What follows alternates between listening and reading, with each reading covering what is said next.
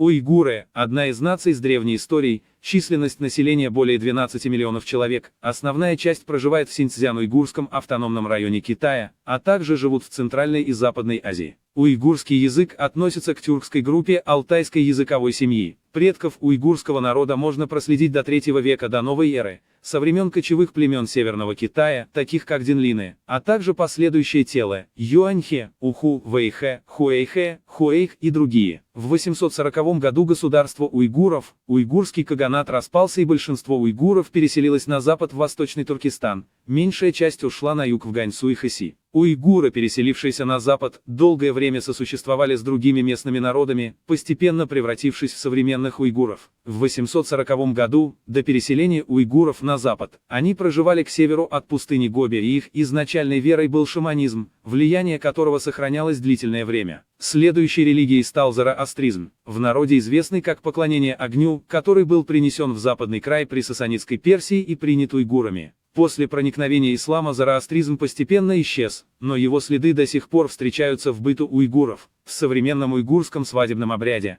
на обратном пути после встречи невесты, жених и невеста должны перепрыгнуть или обойти костер, это считается пожеланием счастья, и этот обычай является отголоском зороастризма. В конце эпохи Восточная Хань существовала легенда о том, что Лао Цзы ушел к варварам, чтобы стать их учителем. Позднее даосский монах Ван Фу из Западной Цзэнь развил ее в сюжет Лао Цзы проповедует Ху, утверждая, что даосизм уже тогда проник в Синьцзян. Это легенда. Однако уже есть материалы, подтверждающие, что в конце Восточной Цзэнь даосизм существовал в Гаочане. В документах, найденных в Турфане, в погребальной описи Ханса Юи Селиана упоминаются обряды. Слева – зеленый дракон, справа – белый тигр, спереди – алый феникс, сзади – черная черепаха. Манихейство – одна из древних иранских религий, возникшая на основе зороастрийского дуализма добра и зла, вобравшая в себя элементы христианства, буддизма и гностицизма. В VI-VII веках манихейство проникло в уйгурский каганат и позже стало государственной религией уйгуров. После переселения на запад уйгуры еще некоторое время сохраняли манихейскую веру. Несторианство, ветхристианство, исповедовало учение о двух природах и двух ипостасях Христа, что сильно расходилось с ортодоксальным христианством,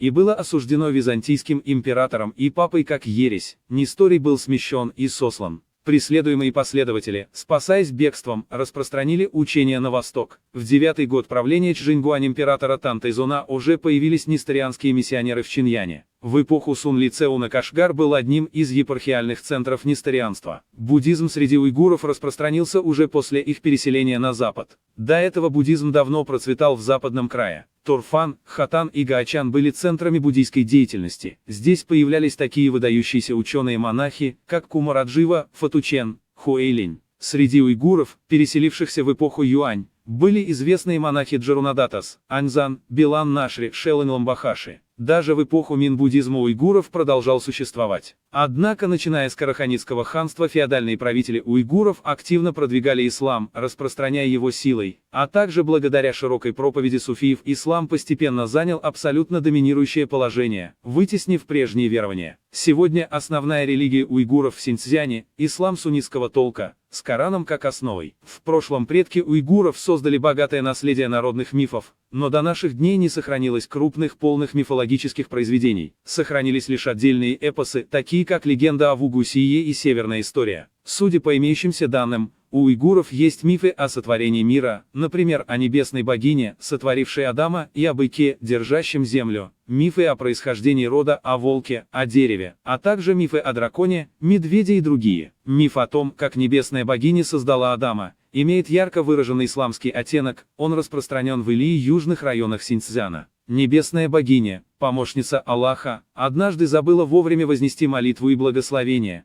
за что Аллах изгнал ее с небес, и она осталась жить на земле в одиночестве. Богиня слепила из глины мужчину, но у него не было души и он не умел говорить. И тогда она взмолилась к Аллаху, чтобы он даровал глиняному человеку душу. Истинный Господь Аллах вспомнил, что небесная богиня много для него сделала и уже признала свою ошибку, поэтому удовлетворил ее просьбу, вдохнул в глиняного человека дыхание, и тот превратился в Адама. Небесная богиня затем создала женщину из одного из ребер Адама, назвала ее Евой. Она сделала ее женой Адама. С тех пор на земле появились люди. Этот миф, вероятно, является вариантом слияния историй о создании человека Богом и Нюйва, китайской богиней. Говорят, что небесная богиня вдохнула воздух и пыль из космоса, а затем выдохнула большой шар, который стал землей. Земля упала с небес и отдалялась от них все дальше. Небесная богиня боялась, что земля упадет слишком далеко и она сама не сможет ее найти, поэтому решила закрепить землю. Она послала огромную черепаху с неба, которая села на поверхность воды, образованной ее дыханием, а затем приказала небесному быку спуститься с неба, встать на спину черепахи и поддерживать землю своими ногами, чтобы она не падала дальше. Но со временем шея небесного быка устала от длительной поддержки, и он не мог ее бросить, поэтому начал перекладывать землю с одной ноги на другую. Каждый такой переклад – это землетрясение. Миф о волке – это изначальный миф предков уйгуров. По легенде, в один год, когда вражеское государство напало, все племя было уничтожено. Остался только 10-летний мальчик по имени Ашина. Враги посчитали его слишком малым, чтобы убивать, отрубили ему ноги и бросили на луг. Мальчик был вскормлен волчицей, вырос и вступил в связь с ней. Вражеский хан из соседнего государства, услышав, что мальчик выжил, послал войска, чтобы убить его. Волчица сбежала в пещеру, заросшую дикой травой, на севере Гаачана. Позже волчица родила 10 мальчиков, которые выросли, вышли из гор, женились и начали плодиться. Согласно северной истории и другим источникам, хунский хан жил на высокой горе и хотел отдать дочь за небесного бога, но она вышла замуж за серого волка и родила детей. В древних уйгурских текстах, таких как легенда о Агузе, рассказывается, как Агуз-хан во время похода использовал волка в качестве военного знамени. Во время сражений серый волк всегда вел армию к победе. До сих пор в уйгурском народном творчестве сохраняются истории о волке, символе мужества и бесстрашия. Мифы о дереве также являются частью первоначальных мифов уйгуров. Легенда гласит, что вместе слияния рек Архон и Селенге у предков уйгуров росли два высоких дерева, стоявших рядом. Однажды между деревьями появился холм, и с неба опустился ослепительный свет, окруживший холм. Холм рос, вызывая у уйгур уважение и благоговение. Приближаясь с почтением, они услышали красивую мелодию, похожую на свист, а вокруг холма постоянно мерцал свет. Вскоре холм раскрылся, показав 5 палаток, внутренних комнат. В каждой комнате был ребенок, и вожди племен были изумлены, преклонялись перед ними. Дети, соприкоснувшись с воздухом, постепенно выросли и покинули комнаты. Их воспитывали как родных. Когда они начали говорить, спросили о своих родителях. Их повели к 2 деревьям и сказали, что они потомки этих деревьев. Дети стояли на коленях и молились под деревьями. Тогда деревья заговорили человеческим голосом, мягко благословляя детей: дети с добродетелями, приходите сюда часто, уважайте нас, живите долго и оставайтесь в памяти народа. Среди 5 детей самый младший назывался Айтылмас. За его красоту, ум и владение языками различных народов его почитали как ханьского царя. Боги подарили ему ворона, знающего все языки, чтобы помогать управлять страной и передавать новости. Еще один древний миф об уважении к растениям рассказывает о старике и его красивой, умной дочери, живших на пастбищах среди заснеженных гор. Однажды зло в образе демона нарушило их покой, демон съел старика и попытался схватить дочь. Девушка убежала под дерево и молила духа дерева о защите. Дух глубоко пожалел ее и открыл дверь в стволе, где девушка спряталась. После спасения дух дерева передал девушку мудрецу из заснеженных гор, и она отправилась на восток, в поисках счастья.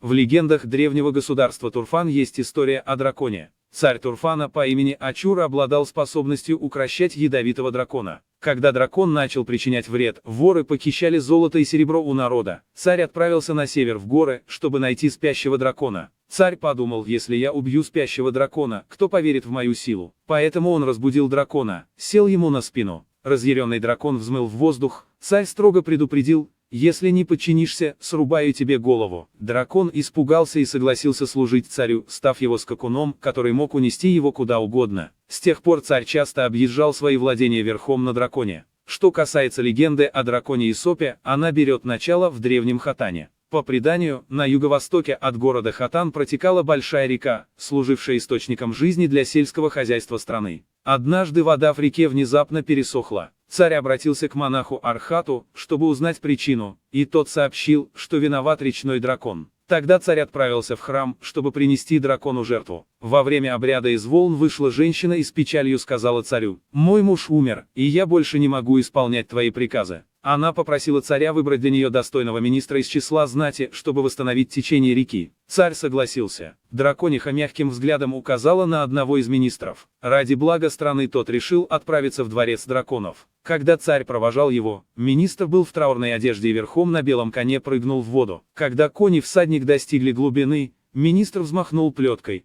и воды сами расступились, открыв путь. Вскоре белый конь всплыл, держа на себе огромный барабан и письмо, и вернулся на берег. Согласно указаниям из письма, царь повесил барабан на юго-восточной стороне города, чтобы оберегать страну. Если враг нападет, барабан сам начнет бить тревогу. Тенгри – важное понятие в древней религии уйгуров. Оно обозначает как естественное небо, так и верховное божество. В первобытной вере Тенгри почитался как бог-творец, высший владыка вселенной. По мере изменения религиозных верований уйгуров смысл этого слова менялся. В период почитания зороастризма оно относилось к Ахура-Мазде. В буддийскую эпоху, в Будде, с приходом ислама культ Творца сохранился, но его верховная роль перешла к Аллаху, а Тенгри стал восприниматься как существо, сотворившее мир и все живое по воле Аллаха. В широком смысле, Тенгри также обозначал различных богов. Кун Тенгри – бог солнца, Ай Тенгри – бог луны, Ерсул Тенгри – бог земли и воды, Так Тенгри – бог гор, Йол Тенгри – бог ветра, Кут Тенгри – бог счастья и удачи и другие. В верованиях древних уйгуров, помимо небесных богов, существовали и божества, обитающие в мире людей. Они имели человеческие черты и чувства, жили на вершинах гор или на берегах рек и считались покровителями страны, родной земли и народа. Например, Уми – богиня плодородия в уйгурских преданиях. Считается, что она живет между светом и тьмой вселенной, дарует людям свет, счастье и потомство, и потому особенно почитается беременными женщинами. У уйгуров есть пословица: «Если искренне молиться богине Уми, обретешь счастье и детей». Кроме того, в мифах уйгуров встречаются многие другие герои. Например, Эри Курбан, ее мать была девушкой, похищенной белым медведем. Родившись, девочка из-за желтого меха получила прозвище Человек-медведь. Она обладала огромной силой, сражалась со злыми драконами, отрубала им лапы и уничтожала людоедов. Йог – собирательное название демонов в уйгурских легендах. Их описывают как чудовищ с уродливыми лицами и пронзительными голосами, питающихся людьми и приносящих несчастье. В некоторых фольклорных произведениях они могут появляться в образе животных, ветра, огня или дыма, неся беды. Встретивший такой вихрь человек может превратиться в драконьего сына, слепца или жадину. Лечение, окропление холодной водой или окуривание специальными травами. Религиозные верования уйгуров, как и у многих народов мира, прошли долгий и сложный путь. От отсутствия религии к ее формированию. От поклонения природе к почитанию духов и предков. От политеизма к вере в единого Бога. В ранний период, из-за низкого уровня производительных сил и непонимания природных явлений, люди одновременно зависели от рек, гор, ветра, дождя, молний, солнца, луны и звезд, и боялись их. Поэтому они воспринимали эти явления как живые существа с волей и силой, достойные поклонения. Например, в преданиях говорится, что предок уйгуров, Агус-хан, имел 6 сыновей, чьи имена означали солнце, луну, звезды, небо, горы и море. Это отражает природный культ в ранней религии уйгуров. Согласно источникам, предки уйгуров, хунну, имели обычай поклоняться солнцу. В древних наскальных рисунках и погребениях уйгуров часто встречаются солнечные символы. Также луна в жизни древних уйгуров имела важное значение. Они по изменению фаз луны организовывали свою жизнь. При переселениях и в военное время лунный свет имел еще более особое значение. Древние уйгуры постепенно познали законы движения светилы, исходя из этого планировали охоту, кочевание и земледелие. Они были глубоко уверены, что изменения положения светил предвещают людям счастье или беду. И поэтому зародился культ небесных светил. Некоторые до сих пор твердо верят, что судьба каждого человека тесно связана с какой-то звездой, и если звезда падает, человек погибает.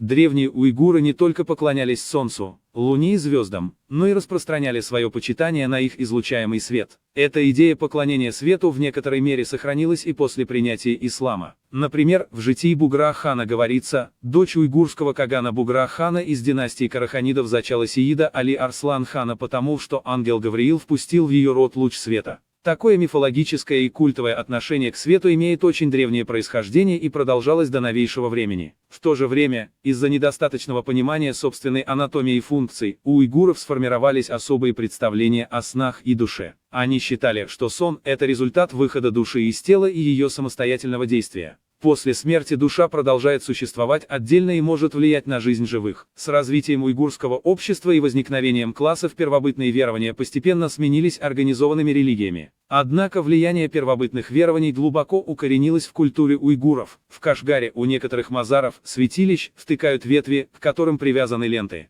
У родников на деревьях висят бараньи рога, все это проявление остаточного первобытного культа. Само поклонение у мазаров также тесно связано с древним культом предков.